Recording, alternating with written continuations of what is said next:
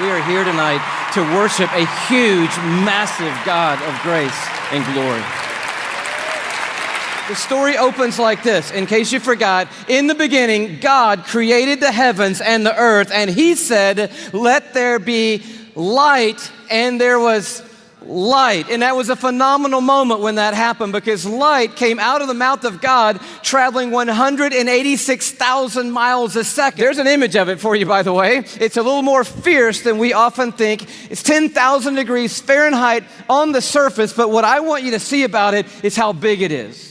It's 93 million miles away, so when you're looking up in the sky, it's pretty good pace out there. By the way, light traveling 186,000 miles a second, it's only taken 8 minutes to cover that 93 million mile journey to touch your skin here in Atlanta, Georgia. But what I want you to see is the size of it. It's like 1,000,000 times the size of the earth, and that matters to us tonight when you hear what the psalmist said. Listen to his words. By the word of the Lord, this is Psalm 33, the heavens were made. In other words, God didn't lift a finger when He made the universe. By the word of the Lord, the heavens were made. But He goes on to say, their starry hosts by the breath of His mouth.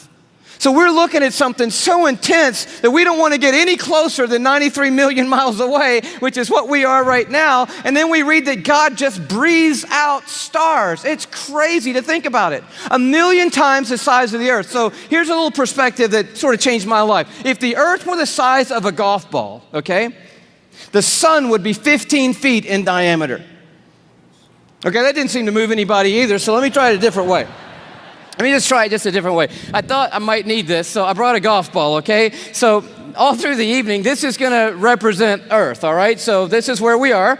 I need everybody in the building to look as closely as you can and find yourself, okay? And when you found yourself, I want you to nod your head so that I know you've located you on the earth, okay? You nodding your head? Okay, you found yourself. If the earth were a golf ball, the sun would be 15 feet in diameter. That's not 15 feet in diameter. Can we blow that up just a hair, maybe give them 15 feet in diameter? So here's a little perspective for you, okay? Is this working for anybody? Here we are on the earth, and that's the sun. It's so big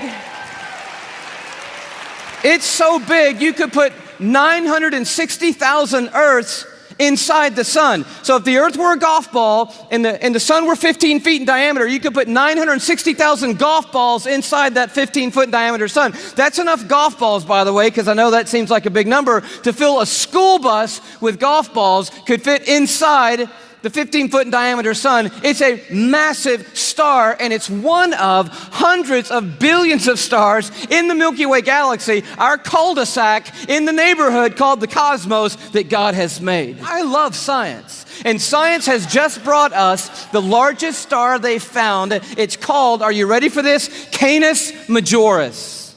Now, I'm no linguist, but that's a cool name for the biggest star we've found so far. I think that means the big dog star, and that's exactly what it is. I bring it to you as a little bitty purple, glow just to the right of center there. But Canis Majoris, oh wow. If the earth were a golf ball, Canis Majoris would be the height of Mount Everest.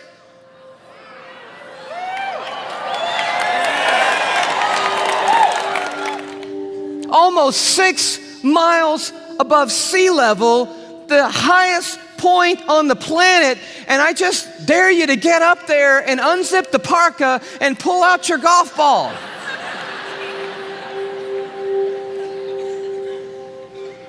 You could fit 7 quadrillion Earths inside Canis Majoris. That's enough Earths, if the earth were a golf ball, to cover the entire state of Texas in golf balls, 22 inches deep. You see the one you're on?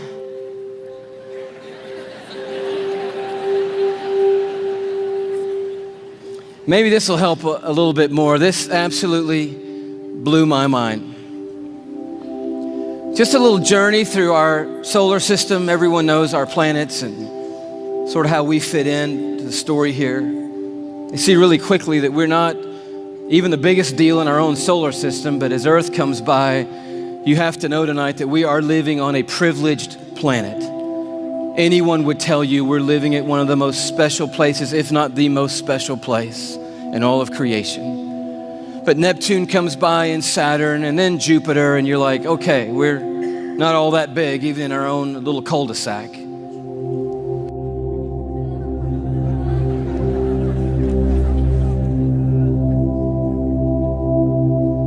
I just noticed the blue dot fading away is not the Earth. That's Neptune. The Earth has gotten too small to see anymore.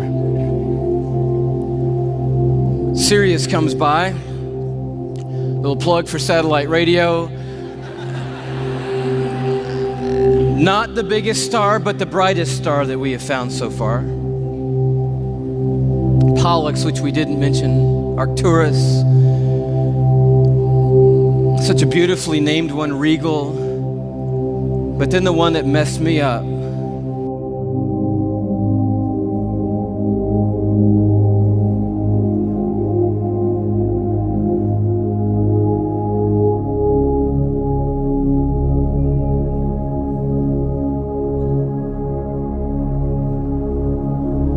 Our third star, Musifi.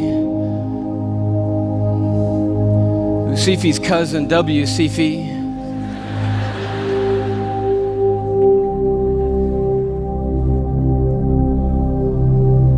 Canis Majoris.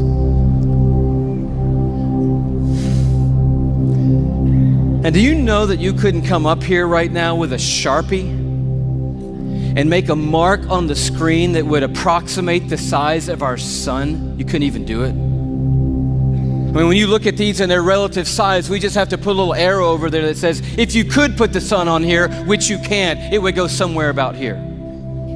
And can you hang on that for me?